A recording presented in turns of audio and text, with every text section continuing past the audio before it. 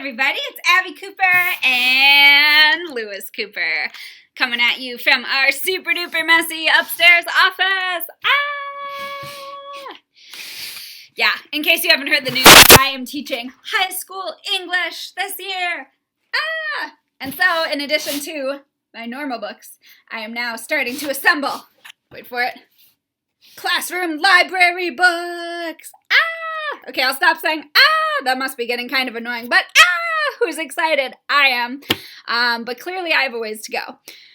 So hopefully this office will get a lot more full of books from my library the next time you see it. And then hopefully it will clear out because I'll take those books to school. Anyway, today I want to talk about something that I've been getting asked about a lot lately, and I think a lot of authors do. And I think the reason we get asked about it so much is because it's like a thing, okay? It is a thing, whether you're a kid or an adult or a published author or not, doesn't matter. Writer's block. Dun, dun, dun. Yeah, you know what I'm talking about, right? In case you don't, writer's block is when you're like writing along and everything's super fun and then you're like, oh, now what? I have literally no ideas. I am stuck in this itty bitty corner. I have no idea what to write. I don't feel like writing. What even is a word? You know, like what are words? How do you word? Those are things you might be thinking to yourself if you are experiencing writer's block. So, what do I do when I experience writer's block? First of all, I take a break. Writer's block is a sign that maybe you've been writing too long and your brain is getting writer's mush, which is a term I just made up, but let's go for it.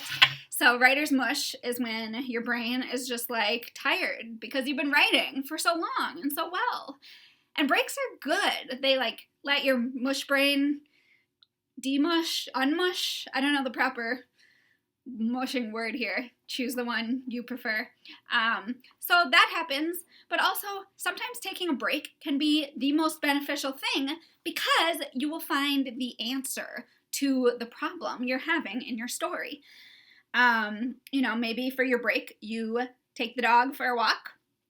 You just take yourself for a walk. That's okay too. Really, whatever you do for your break, even if you're like watching a TV show or twirling your pigtails, like whatever you're doing, you never know what you may see or hear or notice or feel that will give you a sudden burst of inspiration. So, breaks, good stuff. Another thing you can do if you're experiencing writer's block is to switch what you're working on. So I always try to have at least more than one project going on at a time, which can be a little bit confusing. So I try to keep them like as different as they can possibly be. So I'll have like a middle grade, you know, magic fun adventure thing going on.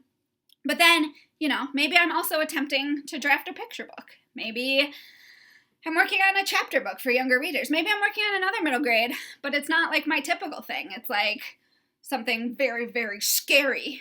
Just kidding, it's not. I couldn't write scary if I tried. But you see what I'm saying.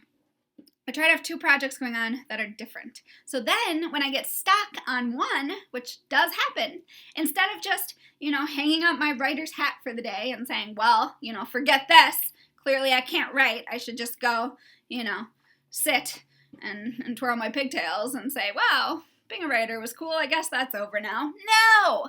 Sometimes writer's block means not that you're blocked with writing, period, all the things. No, it just means that you're blocked on the specific thing that you're working on.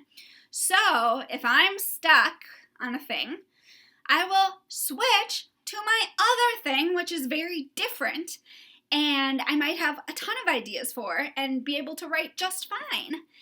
And oftentimes while I'm working on the other thing, that's when I'll actually get ideas for the first thing that I got stuck on. And then you're like, what do I do? Too much to write, not enough time, but that's the better problem. You want to have too many ideas. So switching projects can be really, really helpful. I also think that if you're encountering writer's block, it's a good idea to actually go back in your story, because oftentimes when you feel blocked or you feel like there's nowhere to go, there's nothing to say, that's because maybe you've done too good a job in your story already. Maybe you've kind of wrapped things up. You've, fixed all the problems that have come up. And we need more problems. So it can be really helpful to go back in your story and notice, I let that character solve that problem way too easily. I should make it more complicated. Sometimes we sort of write ourselves into a corner, and we need to write ourselves out into the world of things.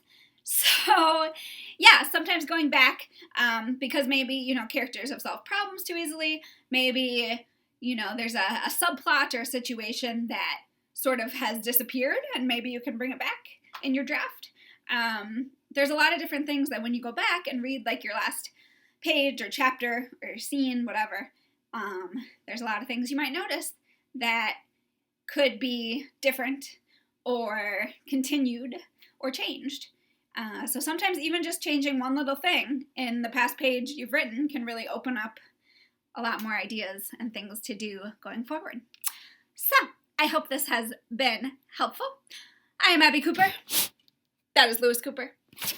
Make sure to give this video a thumbs up, and please subscribe to our channel so you don't miss any exciting things like watching my floor get even more messy. Woo! And if you have any tips for dealing with writer's block, please feel free to share below in the comments. Can never have enough writer's block tips. All right, I am back to writing. Wish me luck. Happy writing and reading to you, and I'll see you next time.